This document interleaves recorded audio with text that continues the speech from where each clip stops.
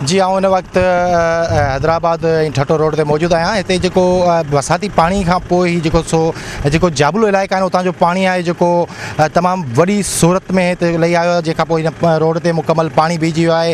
हिते जेको मवासलाती निज़ाम सख़्तु मुतासिर थियो आहे, जॾहिं त जेकी हितां जी आमदो रफ़्त आहे, ट्रैफ़िक आहे, उहा पिणु मुअतल थी आहे। हिन वक़्तु सूबाई वज़ीर जेल्स सादिक़ अली मेमण ऐं पीपल्स पार्टी जा ॿिया अॻवान हिन रोड ते पहुता आहिनि त जीअं हिन इलाइक़े जी फौरी बहाली करे सघे ऐं रोड खे फौरी तौर ते जेको स्टार्ट करे सघे। हितां जी सूरत आहे त तेलके ठटे में शदीद बरसातुनि खां पोइ टंडो, हाफ़िज़ शाह, सोंडा, अली बेर, हेलाया यूनियन काउंसिल में पिणु शदीद नुक़सानु थियो आहे, जिते हज़ारे एकड़नि ते बीठल ज़रई फसल बरसातुनि जे नज़र थी वियो आहे। जॾहिं त उनखां अलावा मुख़्तलिफ़ माण्हुनि जा घर, कचा पका घर ढही पट पइजी विया आहिनि, जिन जी पिणु साराह सूबाई वज़ीर सादिक़ अली मेमण हिते पहुतल आहे, जंहिं मुख़्तलिफ़ इलाइक़नि जो दौरो कयो आहे ऐं उते जेके मुतासिरीन आहिनि उन्हनि जी बहाली लाइ उते फौरी तौर ते अहकामात जारी कया आहिनि। हिन वक़्तु जेकी सूरत हाल आहे उहा इंतिहाई गंभीर आहे।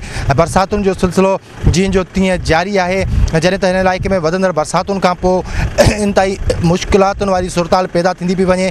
ज़रूरत हिन ॻाल्हि जी आहे त हितां जे माण्हुनि खे फौरी रिलीफ मुहैया करण लाइ अहकामात करणु घुरिजनि ऐं उन्हनि जी खाद खुराक ऐं सिहत लाइ ख़ुसूसी उपाउ वठणु घुरिजनि। जी।